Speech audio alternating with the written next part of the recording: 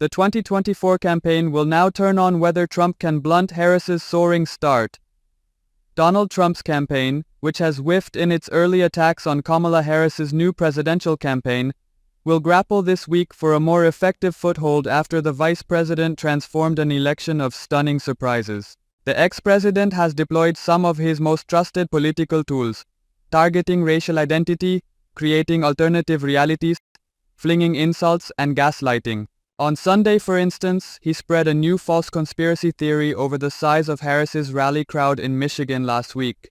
But his efforts to bring down his new adversary and her policy of ignoring his provocations have so far more highlighted his own liabilities than hers and emphasized the way Harris could offer a new choice for voters. When the ex-president called Harris dumb at a Montana rally Friday night, or falsely claimed last month that she happened to turn black, he may have delighted his base voters. But those kinds of comments risk alienating women and swing state voters, as well as reversing the gains he has made among minorities that he'd proudly highlighted for months. Trump's campaign was also forced on Saturday to deny a report in the New York Times that he'd privately referred to Harris as a bitch as he bemoaned her momentum.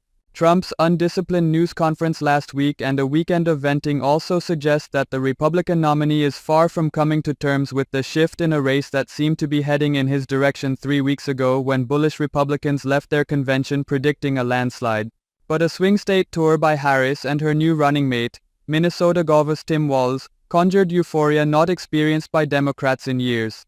It left Trump fuming that his victory in his debate with President Joe Biden only led to a new battle, one he's more in danger of losing. In 3 weeks, Harris has created a potential turning point, offering voters a burst of optimism after a dark period in modern history with her mantra that Americans don't want to go back to the chaos and acrimony of Trump's term.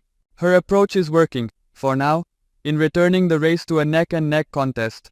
Polling averages show her reversing Biden's deficits. A New York Times Siena College survey released Saturday, for example, showed no clear leader in the vital swing states of Wisconsin, Michigan, and Pennsylvania, a closer race than when Biden topped the ticket.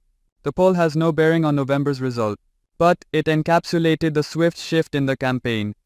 And the Trump team felt obliged to release a memo claiming the surveys had the clear intent and purpose of depressing support for the former president.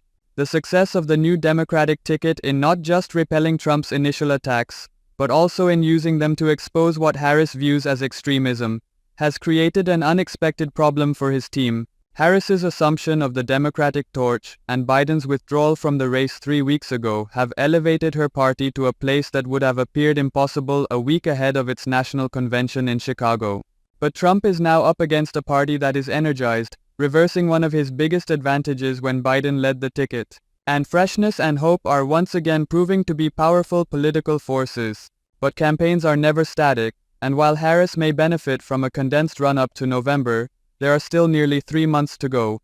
Trump remains a formidable political force and a vicious opponent, and having united his party behind him, especially in the wake of last month's assassination attempt, he should still benefit from structural factors, including voters' pessimism about the economy, that would normally be expected to help shape the election. The former president is expected to zero in on this issue on Wednesday in North Carolina with a speech his campaign says will foe